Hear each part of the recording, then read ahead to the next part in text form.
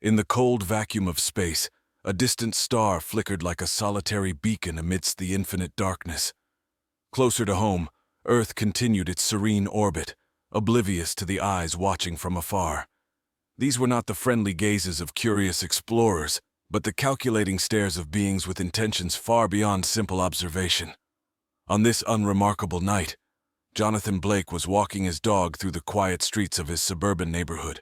The night was calm, the stars unusually bright, giving him a sense of solitude that he cherished. But tonight, his peaceful stroll was about to be interrupted in the most extraordinary way. As he rounded the corner near the old Thompson's farm, a strange humming noise pierced the air. It was soft at first, barely audible over the rustling leaves, but it quickly grew in intensity until it became impossible to ignore. Jonathan looked up, squinting against the dark sky, searching for the source. That's when he saw it, an immense saucer-shaped craft looming directly above him. The craft's surface was a collage of metallic hues, shimmering under the moonlight with an eerie glow. Before Jonathan could react, a beam of light descended from the craft, enveloping him and his bewildered dog. He tried to run, but the light was paralyzing, lifting him off the ground, his feet dangling uselessly as he ascended towards the unknown. The last thing he saw before blacking out was the face of his dog, looking up at him with confused, fearful eyes. When Jonathan awoke, he found himself in a stark, brightly lit room. The walls were smooth and cold, devoid of any decoration, a stark contrast to the warm, earthy tones of his home. He was lying on a table, his body restrained by bands of a soft yet unyielding material. Panic set in as he struggled against his bindings, but it was futile. The room hummed with a strange energy, and soon figures emerged from the shadows. They were unlike any beings Jonathan had ever seen, tall with elongated limbs and large black eyes that seemed to pierce right through him. Their skin was a pale, almost translucent white, and they moved with a grace that was unsettling. One of the beings stepped forward, its voice echoing in Jonathan's mind rather than his ears. "Do not fear," it communicated telepathically. "You have been chosen for a purpose of great importance." Jonathan, gasping for breath, managed to stammer, "What do you want from me?" The alien responded calmly, "Your species possesses unique qualities that are rare in the universe. You are here to assist us in propagating those qualities. You will be integrated into our society and contribute to our continuity." The realization hit Jonathan like a ton of bricks. He was to be a slave, used for breeding in an alien society. The thought revolted him, but the alien's next words were even more chilling. "You cannot return to your world. You must accept your new reality. Resistance will only bring hardship." As the alien spoke, images flooded Jonathan's mind, visions of Earth growing distant, a new world with strange structures, and other humans looking defeated and broken.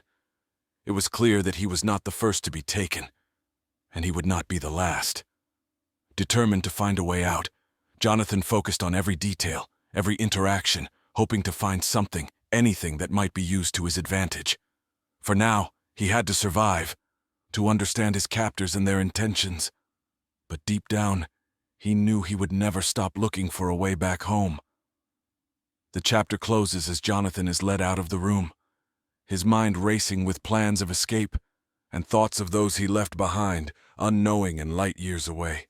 As Jonathan was escorted through the endless, sterile corridors of the alien ship, he absorbed every detail of his surroundings. The architecture was a perplexing blend of organic curves and sharp metallic angles, reflecting a technology far beyond human understanding.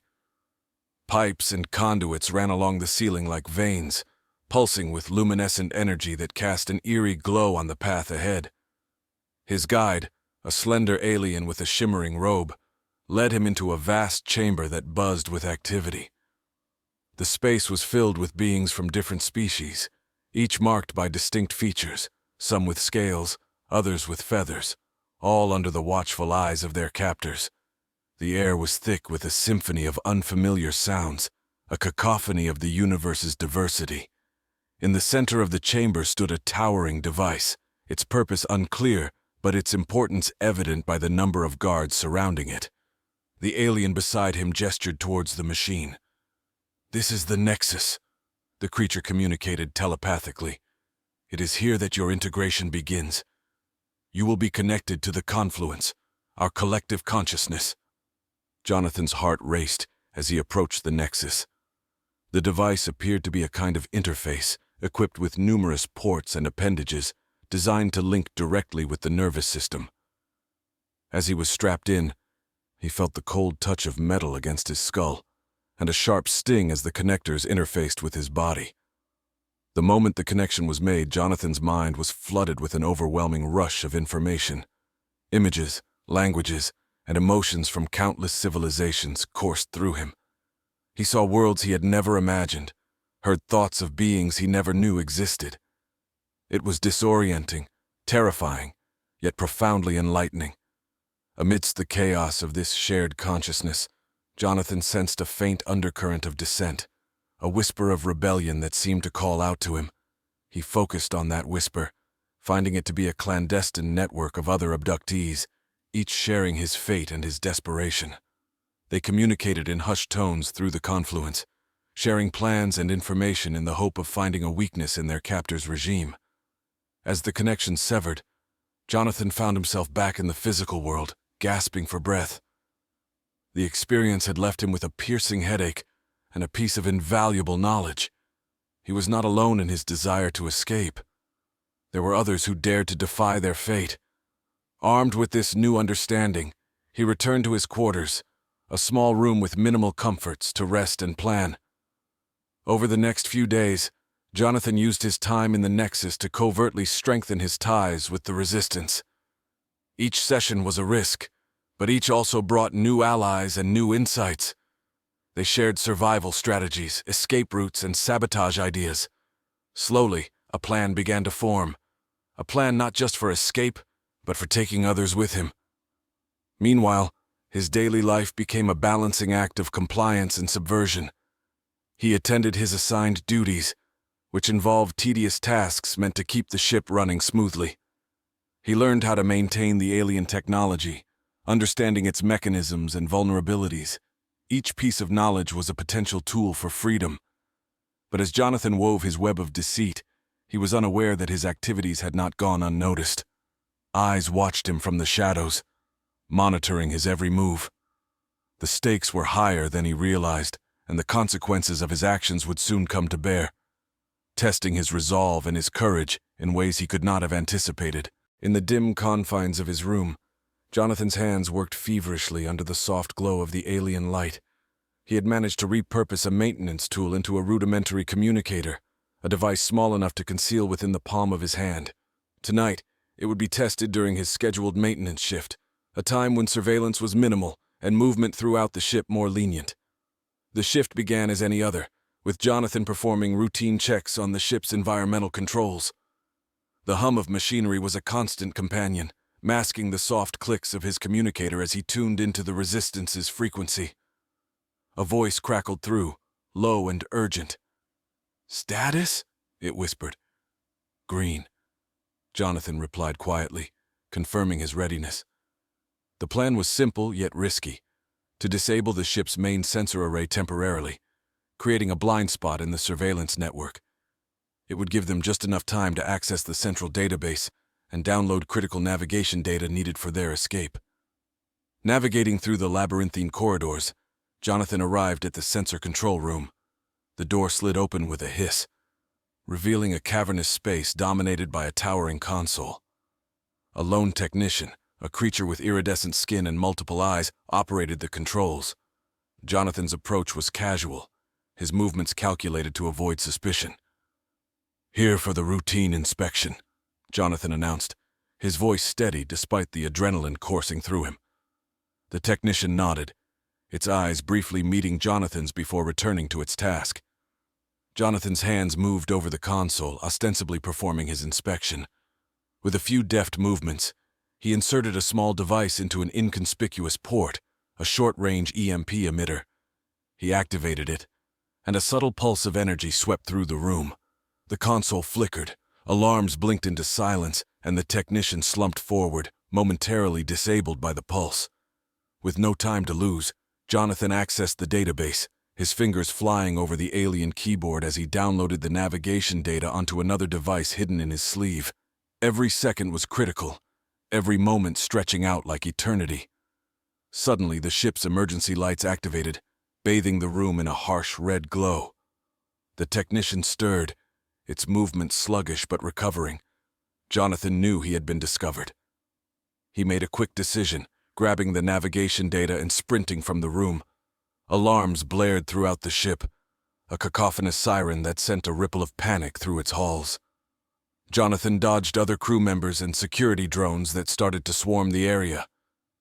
He was a blur of motion, driven by a desperate need for freedom.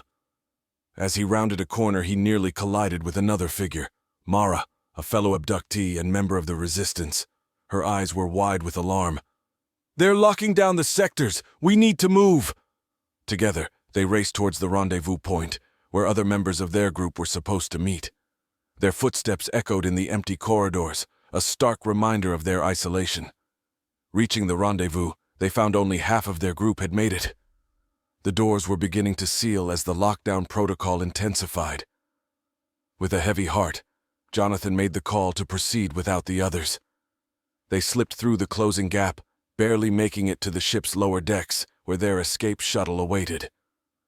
As they prepared the shuttle, Jonathan inserted the stolen navigation data, initiating the launch sequence.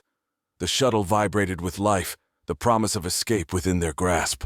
But as they braced for departure, the sound of approaching guards filled the air. They were not free yet. The shuttle's engines hummed, a low, threatening growl that filled the cramped cockpit as Jonathan and his makeshift crew braced for the inevitable confrontation.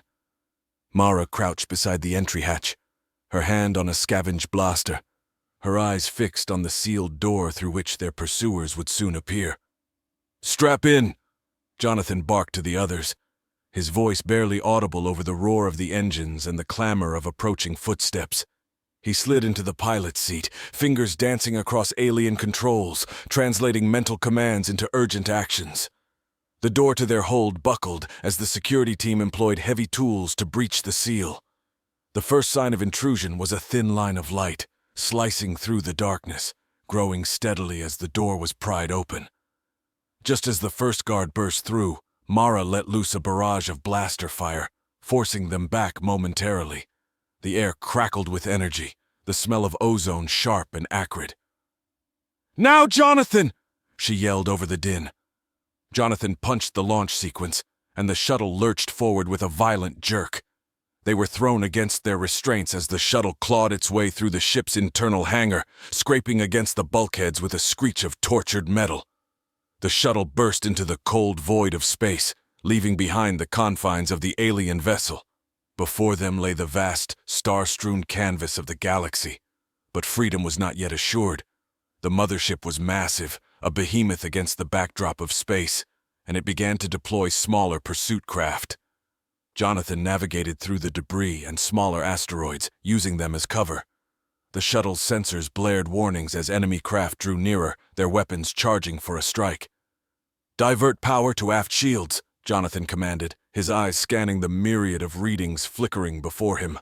The shuttle shuddered as it absorbed the first wave of enemy fire, the shields glowing blue with the force of the impact. Mara monitored the enemy's movements on a secondary screen. "They're flanking us," she reported, adjusting their trajectory with deft touches to her control pad.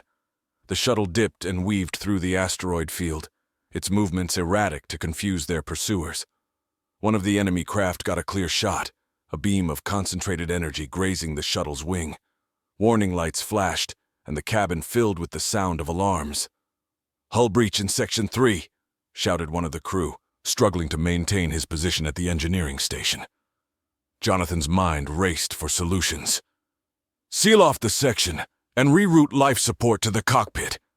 His commands were met with immediate action, the crew well-trained despite their desperation. As they cleared the asteroid field, the expanse of open space before them offered no cover, no respite. Jonathan set coordinates for a nearby nebula, their last best hope for escape. The nebula's dense gases would disrupt the enemy's sensors, giving them a chance to hide and make necessary repairs. As they neared the nebula, the ship trembled under continuous assault. Jonathan kept his focus, adjusting the thrusters, calculating the entry angle. "Hold on," he warned as they plunged into the swirling mists of the nebula. Visibility dropped to near zero, the sensors rendered almost useless by the gas and dust. The pursuit ships hesitated, their formations breaking as they encountered the same sensory limitations. Inside the nebula, the world was a blur of color and shadow. Jonathan eased off the thrusters, allowing the shuttle to drift silently through the cloud. The crew held their breath, listening to the muffled sounds of the nebula, hoping against hope that they had evaded their pursuers. After what seemed like an eternity, the sensors cleared slightly, showing no signs of pursuit. They were alone, hidden by the cosmic veil of the nebula. Jonathan let out a long, slow breath, tension draining from his shoulders. "Now we repair, we plan, we survive," he stated, meeting the eyes of each crew member. Their journey was far from over, but for the moment, they had achieved the impossible. They were free. In the dim light of the nebula, the shuttle's interior was a hive of activity as the crew rushed to patch up the damage and stabilize their sanctuary. Jonathan took charge of the repairs, directing the crew with a calm urgency that belied the pounding of his heart. Every second they spent in the nebula was a second longer they remained free, but it was also a moment closer to being found. Mara, with her adept understanding of alien technology, worked alongside Jonathan, her fingers moving deftly over the damaged control panels. Sparks flew as she soldered wires, rerouted circuits, and reinforced the shuttle's compromised systems. "We've got partial restoration of the navigation array, but it's going to be touch and go," she announced, wiping sweat from her brow. The crew's morale was buoyed by each small victory, their collective spirit knitting together stronger in the face of adversity. They shared stories of their worlds, their abductions, and the lives they had been forced to leave behind. These stories filled the cabin, a tapestry of loss and resilience that colored their resolve. Outside, the nebula's swirling gases acted as both shield and specter, the beautiful yet dangerous backdrop to their precarious refuge. Jonathan knew they couldn't linger long in its deceptive embrace. "We need to find a friendly port, a place to lay low and gather resources," he proposed during an impromptu strategy meeting. The discussion was interrupted by a sudden drop in the cabin's temperature. The environmental controls were faltering again, a reminder of the shuttle's fragile state. "I'll handle it," a crew member named Tally volunteered, a specialist in environmental systems back on her own world. She moved off with a toolkit in hand, determined. Jonathan and Mara pored over star charts, comparing them to the stolen navigation data. They identified a nearby system, a small trading outpost known for its discretion and sparse governance. "It's risky, but it's our best shot at getting what we need without attracting attention," Mara pointed out, her finger tracing the route on the holographic map. Preparations began for the journey to the outpost. The shuttle's hull was patched, supplies were inventoried, and every possible outcome was meticulously planned for. They transformed their fear into focus, readying themselves for whatever challenges lay ahead. As the nebula's protective cover began to thin, revealing the star-studded expanse of space beyond, the shuttle's engines hummed back to life, a low growl that filled the crew with a mix of dread and anticipation. Jonathan took his place at the helm, the weight of their lives pressing down on him. "Hold tight, everyone. Let's make this count," he said, initiating the launch sequence. The shuttle slipped from the nebula, its presence now exposed to the vastness of space. Sensors scanned the vicinity, vigilant for any sign of pursuit or danger. The journey to the outpost was tense, each member of the crew aware of the stakes. Mara kept a watchful eye on the navigation systems, adjusting their course to avoid known patrol routes and checkpoints. As they approached the outskirts of the outpost, a sense of cautious optimism began to emerge among the crew. The outpost was bustling with activity, a melting pot of traders, pirates, and wanderers. The shuttle docked at a quiet terminal, far from the prying eyes of the main concourses. Once on solid ground, Jonathan and Mara led a small team into the heart of the outpost. They moved through crowded markets and dingy back alleys, making contact with an old contact of Mara's, who could supply them with parts, and perhaps, more importantly, information. Their contact, a grizzled old trader named Beck, greeted them in his cramped office, walls lined with maps and various contraband. "I heard you folks might be needing some help," he grumbled, eyeing the group with a mix of suspicion and curiosity. "We need parts for repairs and some discreet modifications to our ship," Jonathan explained, getting straight to the point. Beck nodded, scratching his chin thoughtfully. "I might have what you need, but it won't come cheap, and it won't come without its own risks." Jonathan met his gaze firmly. "We're used to risks," he declared, ready to negotiate not just for parts, but for their very survival. The dim light of Beck's office cast long shadows as Jonathan and Mara laid out their needs, their voices low and urgent. Beck listened, his eyes flicking between them and the door, ever watchful for unwanted listeners. "You're asking for more than just parts. You're asking for a clean slate," he finally said, his voice gruff with the weight of implication. "We need whatever you can give us to make that happen," Mara insisted, her expression determined. She slid a data chip across the table, payment in advanced alien technology, valuable beyond the standard currency. Beck picked up the chip, turning it over in his weathered hands. He sighed, a sound of resignation mixed with intrigue. "All right, I can get you what you need. But remember, the deeper you dig, the more likely you are to find trouble." With Beck's assurance, they moved quickly. Supplies were brought aboard the shuttle under cover of darkness, each crate and container carrying essential parts for their ship and the tools needed to forge a new path. Meanwhile, Jonathan and a few others ventured back into the market to gather additional resources. Every transaction was a dance of caution, each exchange a potential trap. Despite the tension, they managed to acquire the necessary provisions, keeping their interactions brisk and their profiles low. Back at the shuttle, the crew worked tirelessly. They installed the new parts, modified their ship's signature to evade detection, and fortified their defenses. The atmosphere was charged with a mix of exhaustion and anticipation, each member of the crew aware that the next leg of their journey would determine their fate. As they made their final preparations, an unexpected message arrived. It was a distress call, faint and scrambled, but unmistakably from one of their own, a member of the resistance who had been captured during their escape. The message was a stark reminder of the risks they faced and the lives still bound by the tyranny they had fled. Jonathan faced a critical decision. Ignoring the call meant abandoning a friend to an unknown fate. Responding could jeopardize their hard-won chance at freedom. The crew looked to him, their eyes a mix of resolve and fear. After a heavy silence, he made his choice. "We can't leave them behind," he declared, his voice firm. "Ready the ship. We're going back." The decision was met with nods, the crew's loyalty galvanized by his commitment. They set a course back towards the danger they had just escaped, armed with new resolve and a plan to rescue their comrade. Their approach was stealthy, the modifications to their ship holding under scrutiny as they slipped past patrols and surveillance nets.